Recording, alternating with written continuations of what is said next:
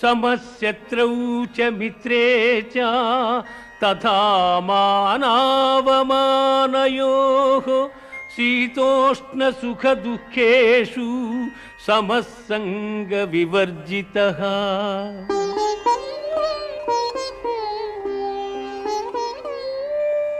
తుల్య నిందాస్తుతిర్మౌనీ సంతుష్టో ఏన కేనచిత్ అనికేతః స్థిరమతిః భక్తిమాన్ మే ప్రియో నరః.